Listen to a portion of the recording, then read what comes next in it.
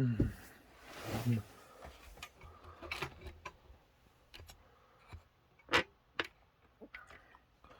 네, 안녕하세요. 오늘은 마지막에 있어야 하는 책을 읽어드리겠습니다. 오흔이라는 노스캐롤리아 주 그런스버르 의사인 아버지와 문학적 재능이 뛰어난 어머니 사이에서 태어났지만 어려서 부모로 잃어 학교 교육도 받지 못한 채 숙부의 약방에서 일했다. 청소년기에 카우보이, 점원, 직공 등 여러 직업을 전전하다가 25세에 결혼하였고 이후 아내의 도움을 얻어 주간지를 창간하면서 문필 생활을 시작했다. 단편으로 경찰관과 창소관, 현자의 선물, 20년 후에 서부의 마을, 400만 등 불과 10년 동안 300여 편의 소설을 썼습니다. 마지막 이세는 아마 올 헨리 중에 가장 대표적인 작품이어서 모든 이 글을 지금 이 영상을 보시는 분들은 다 아실 거라고 생각합니다. 그럼 시작하겠습니다. 워싱턴 간장의 서쪽에는 곱게 뻗은 큰 길들 사이로 좁은 길이 마치 미로처럼 이리저리 엉켜 있다. 기묘한 각각 곡선을 이루고 있는 그 길을 따라가다 보면 다시 제자리로 돌아오는 경우가 많은데 처음으로 그 길에 들어선 사람은 특히 길을 잃기 십상이다. 표지판을 따라가거나 행인들에게 길을 물어보아도 원하는 곳에 도달하기가 쉽지 않은 구역이었던 것이다. 그런데 어느 하가가 우연히 그 거리를 찾아왔다가 그 미로 같은 길이 마음에 들어 아예 눌러 살게 되었다고 한다. 그 하가는 물감과 종이, 그리고 캠퍼스에 계산서를 든 수구머니, 그 거리에 왔다가 돈을 한 푼도 받지 못하고 왔던 길로 되돌아갈 것이라고 생각했던 것이다.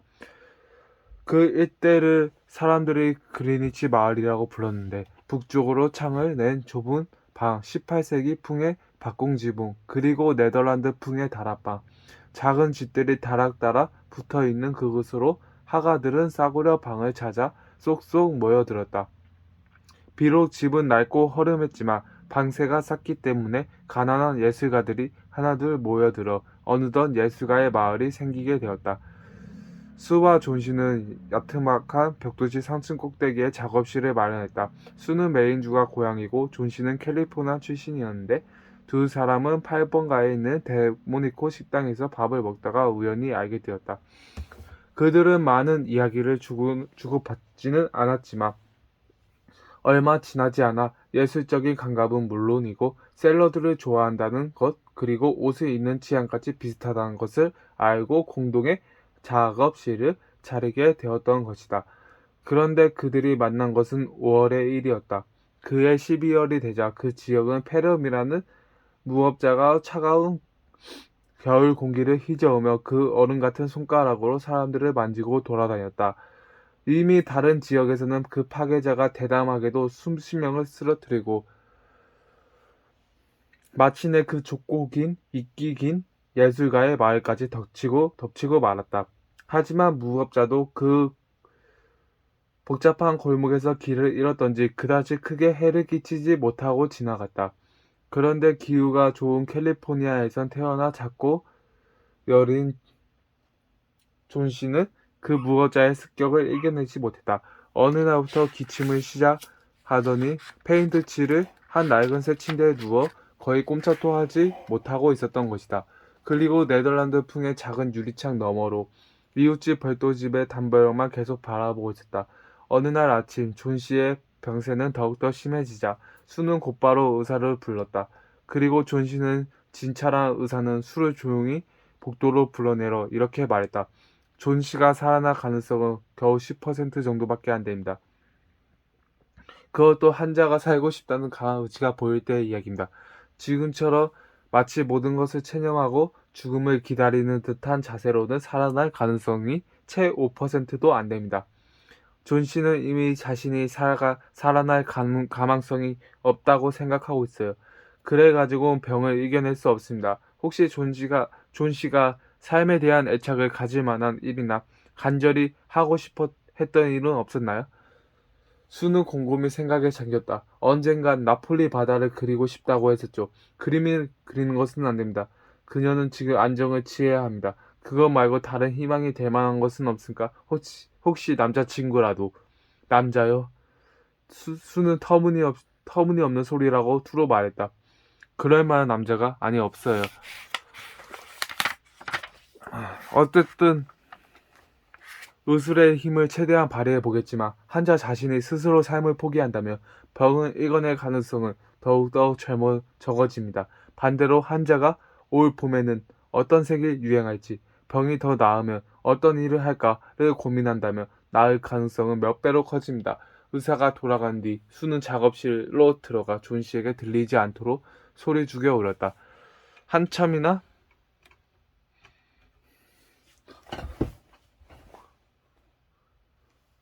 한참이나 눈물을 쏟아낸 수는 눈물을 닦고 합판을 옆에 끼고는 아무 일도 없었다는 듯이 휘바람을 불며 존 씨의 방으로 들어갔다. 존 씨는 하얀 이불을 덮은 채 그 이불보다 더 창백한 얼굴로 잠들어 있었다. 수는 작업대에 앉아 가끔 잠이 든 존 씨를 살펴보며 어느 잡지에 소설에 실린 사파를 그리기 시작했다. 대부분의 가난한 화가들은 생계를 이어나가기 위해 잡지 소설에 사파를 그리곤 했던 것이다. 수가 한창 소설의 주인공인 아이디오 카우보이의 모습에 말품형 말품표면에 입고 나갈 멋진 승마 바지와 외알박이 안경을 그리고 있는데 침대 쪽에선 나지막한 소리가 몇 번이나 되풀이해서 들려왔다. 수는 깜짝 놀라 얼른 침대 쪽으로 다가갔다. 존 씨는 자고 있는 것이 아니었다.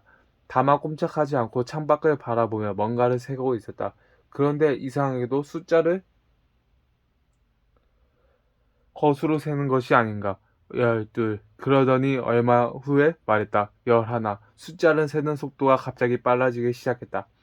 그러다가 거의 동시에 19하고 셌다. 수는 존 씨가 무엇을 세고 있는지 궁금해서 창밖을 내다보았다.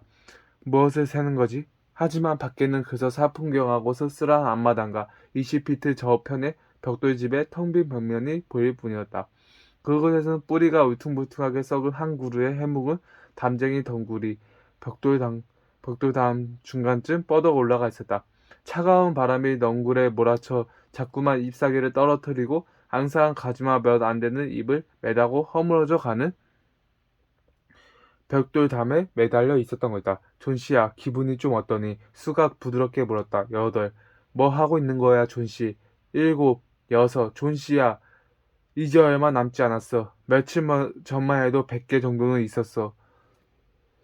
있었는데, 이제 곧 모두 떨어질 거야. 아, 또 하나가 떨어졌네. 이제 다 서뒷밖에 남지 않았어. 수는 존 씨의 얼굴을 다시 쳐다보았다. 그 얼굴은 이미 세상에 대한 욕심과 애착이 모두 사라질 듯한 느낌을 주었다. 뭐가 다섯 입이지? 얘기해보렴. 잎사귀야. 단쟁이 너굴 잎새. 마지막 한 입이 떨어질 때 나도 가는 거야. 나는 사흘 전부터 알고 있었어. 의사 선생님이 그러시지 않던 왜 그런 바보 같은 소리를 하는 거야. 그런 말을 들어본 적이 없어. 수는 깜짝 놀라 소리쳤다. 마른 담쟁이 잎사귀에 내가 낳는 것이 무슨 관계가 있다고 그러니. 그런 바보 같은 소리를 하다니. 존 씨, 지금은 담쟁이 덩굴에 저렇게 떨어지지만 봄이 되면 또다시 파릇파릇 입이 돋아나잖아.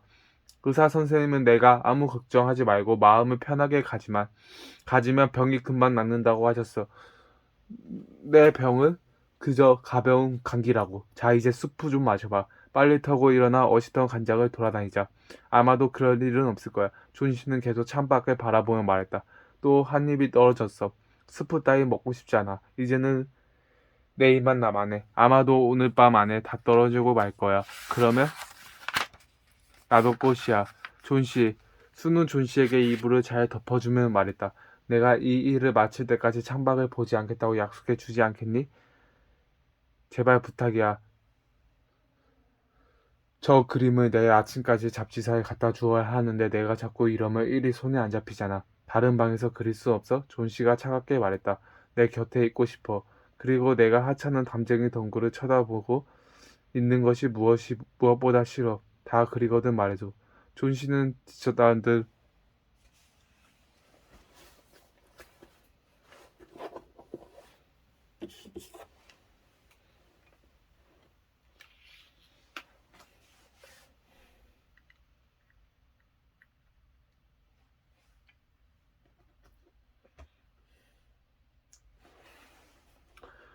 얼굴을 돌리고는 눈을 감았다. 나는 마지막 이세가 떨어지는 걸 모두 보고 싶어.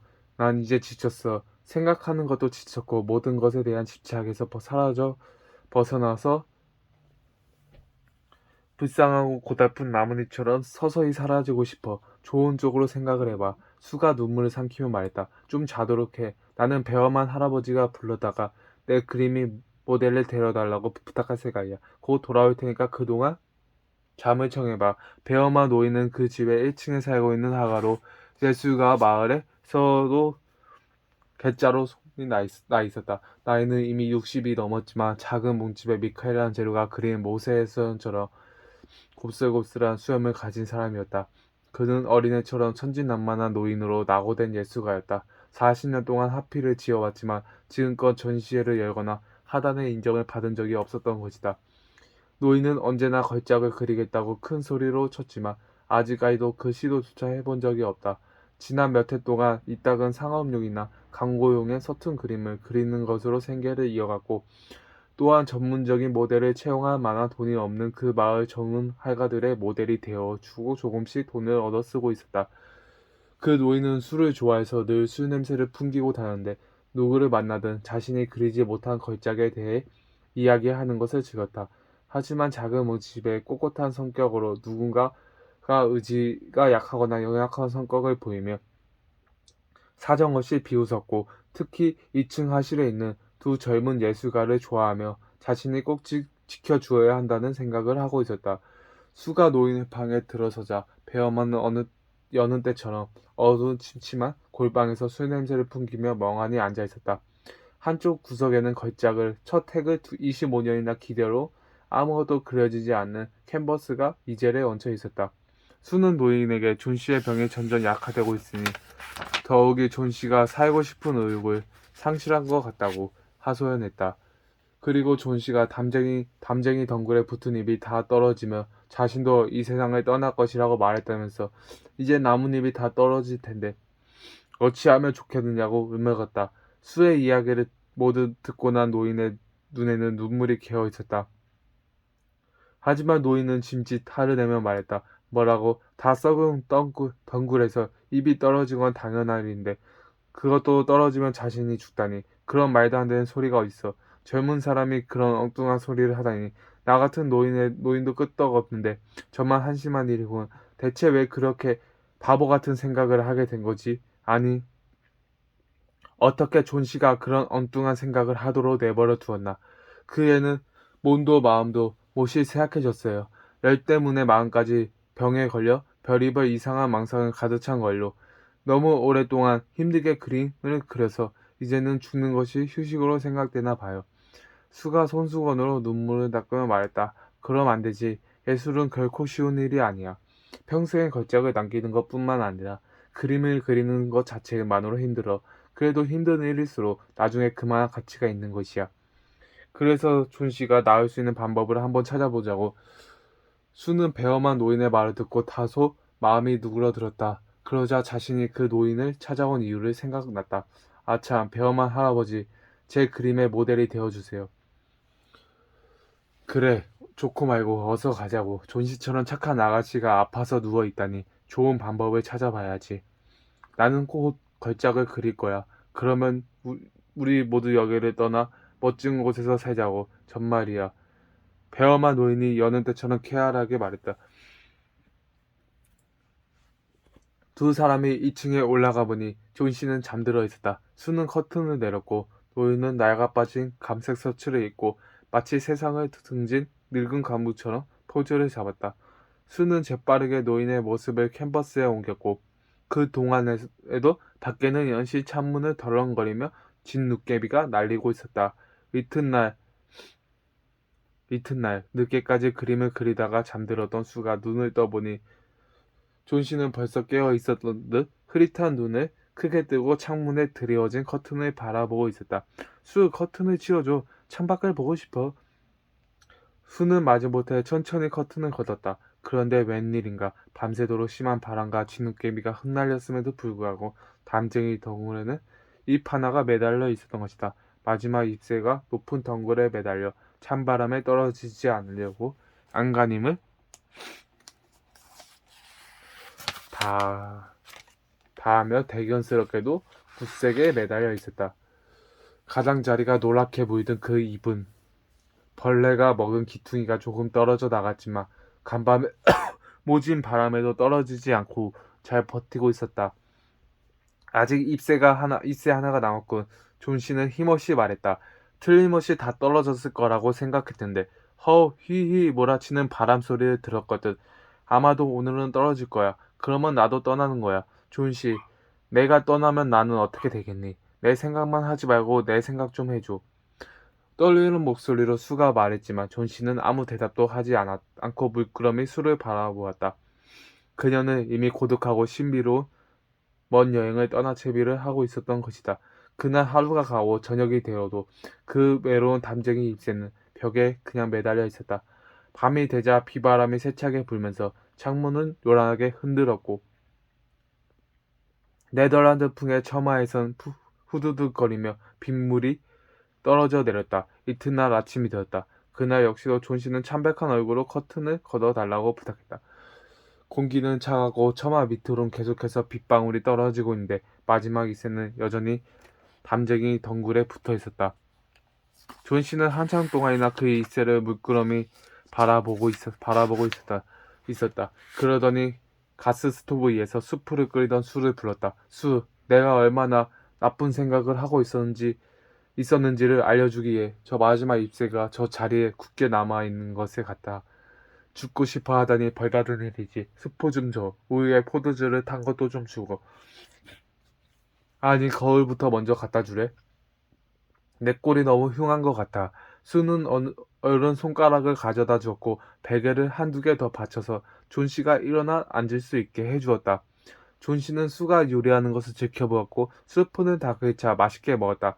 내가 나빴어. 그렇게 쉽게 죽을 생각을 하는 것이 아니었는데 이 맛있는 수프 냄새, 신선한 아침 공기, 계절이 변하는 것, 이 모두가 아름다운 일인데 마지막 이세가 그것을 나에게 가르쳐 준 것 같아. 그리고 얼마 후에 이렇게 말했다. 봄이 되면 나폴리에 꼭 가보자. 나 꼭 가서 나폴리의 파란 바다를 꼭 그릴 거야.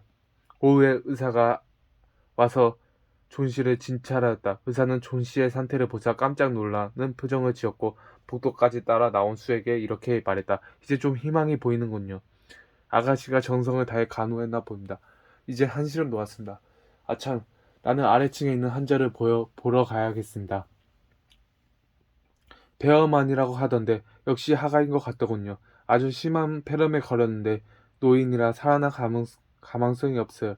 오늘 입원하면 조금 나아질지도 모르지만 그 다음날도 의사가 다녀간데 존 씨가 회복되고 있었으며 이제는 아무 걱정하지 않아도 된다고 말했다. 그리고 베어만 노인이 세상을 떠나다는 소식을 전해주었다. 그날 오후 뜨개질을 하려고 침대에 비스듬히 기대에 있던 존 씨에게 수가 말했다. 베어만 노인이 폐렴으로 어느 세상을 떠나섰대. 그저께 아침에 갈리인이 노인에게 볼 일이 있어서 갔다가 노인이 앓고 있는 것을 발견했나봐. 구두도 옷도 피에 흠뻑 젖고 이마가 불덩이처럼 뜨거웠다고 하던데 곁에는 비에 젖은 손전등과 사다다리, 붓 두세 자루, 그리고 녹색과 노란색 물감을 준 팔레트가 놓여 있었대. 수는 창문가로 가서 아직도 담쟁이 덩굴에 매달려 있는 마지막 잎새를 쳐다보았다. 그리고 낮은 목소리로 존 씨에게 말했다. 저 마지막 잎새 말이야. 바람이 부는데도 조금도 흔들리지 않고 움직이지도 않아. 아, 저것은 베어만 노인의 걸작이야. 마지막 잎새가 떨어지던 날 밤, 그 잎 대신 그가 그려놓은